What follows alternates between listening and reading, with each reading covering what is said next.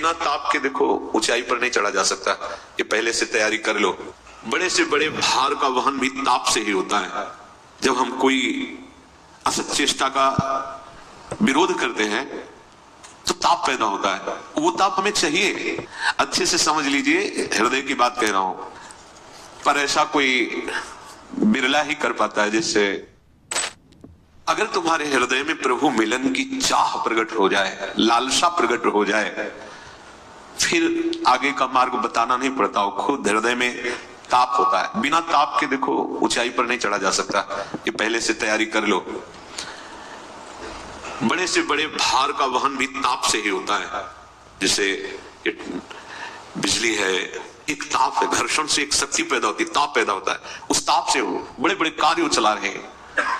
हमारे हृदय में जहां ताप होता है हम उसको शांत करने के लिए प्रयास करने लगते हैं। जब हम कोई असत चेष्टा का विरोध करते हैं तो ताप पैदा होता है। वो ताप हमें चाहिए, वही ताप हमें उठाएगा।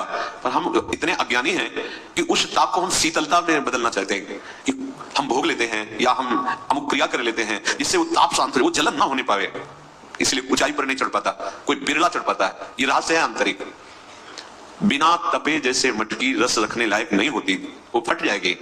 कच्ची मटकी में पानी एक चुल्लू डालो, पूरी मटकी बेकार हो जाएगी। उसे ताप चाहिए तभी वो रस ग्रहण करे। ऐसे ही हृदय में हमें ताप चाहिए, इसलिए जानबूझकर प्रभु देते हैं। नहीं, जरूरत उनको क्या है विपरीतता देने की, प्रतिकूलता देने की। जानते हैं हम उनके हैं, हमारी परीक्षा की जरूरत क्या है। लेकिन बिना ताप के जैसे मटकी पक नहीं सकती, ऐसे बिना ताप के आपकी चाहतें जो सांसारिक है वो मिटेंगी नहीं।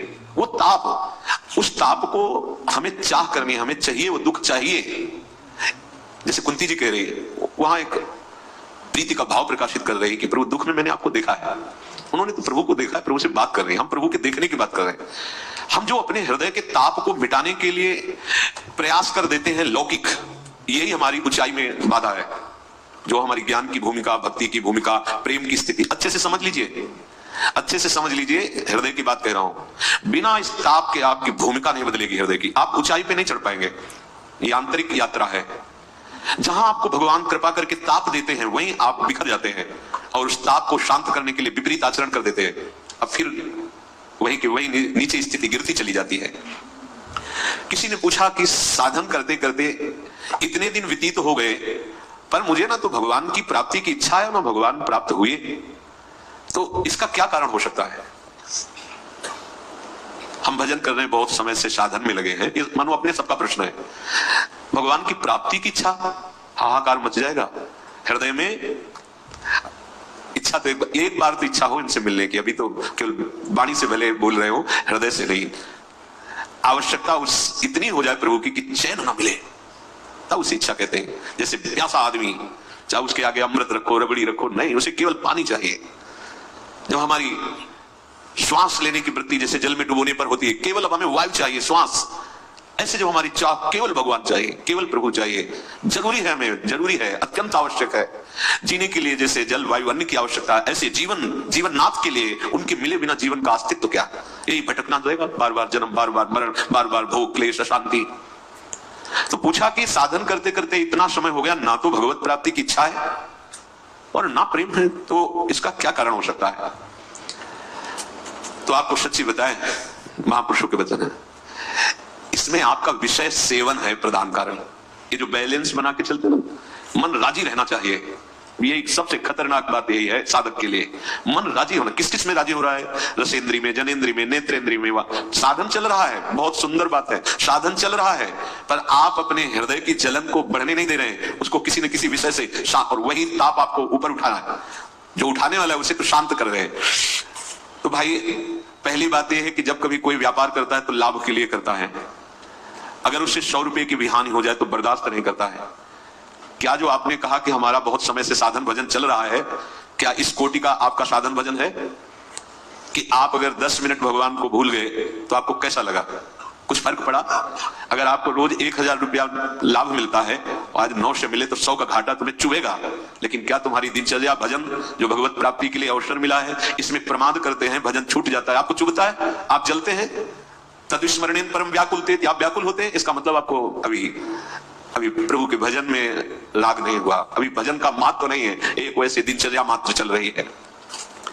अगर भजन छूटने पर बेचैनी होती तो भगवान अब तक मिल गए होते, पक्का समझ लो। अरे उनके मिलने में कोई देरी नहीं है, हमारी चाह में देरी, ये शब्द ही नहीं है कि उनका हम कैसे वर्णन कर सकें।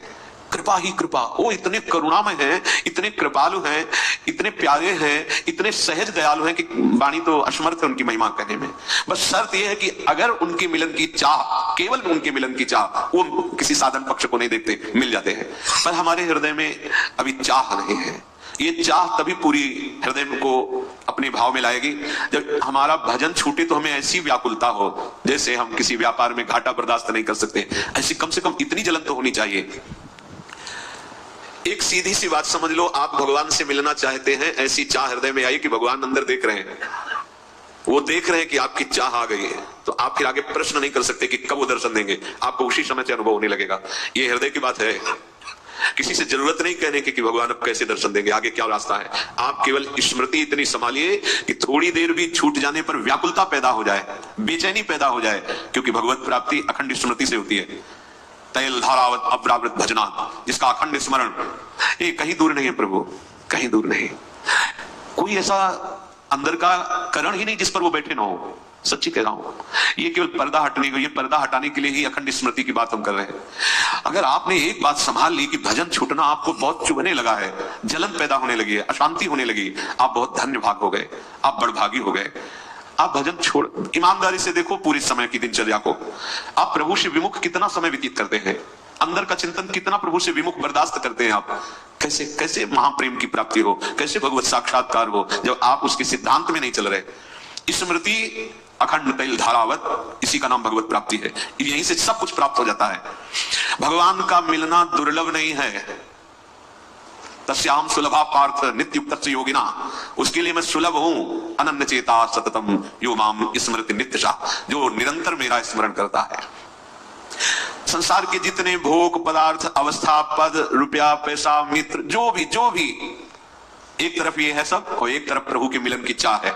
देखो आपके अंदर क्या है, ये खुद न्यायाधीश भी बनिए आप कि आप किस कोटि के साधक हैं, आप किस कोटि की उपासना। एक तरफ ये सब और एक तरफ प्रभु के मिलन की चाह, आप किसे स्वीकार करते हैं?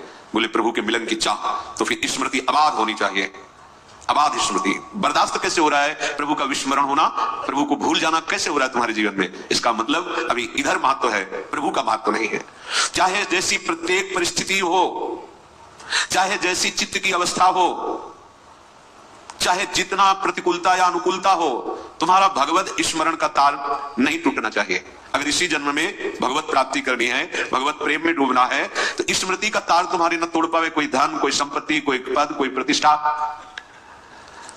पर ऐसा कोई बिरला ही कर पाता है। जैसे जगह जगह महापुरुषों ने जब स्थिति की बात आई तो जो कहो हरिवंश रस बिरलो समझनहार, एक दो ही जो पाइए खोजी सब संसार, को एक पाव भगत जी में मोरी।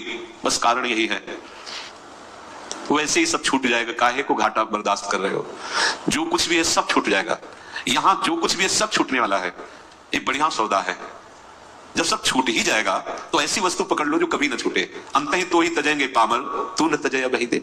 श्री भाई जी महाराज हनुमान प्रसाद पोद्दार जी कह रहे हैं कि अब जान गया मैं। देखो बहुत सुलझी हुई बात है, अगर पकड़ लो तो बहुत जल्दी लाभ मिलेगा।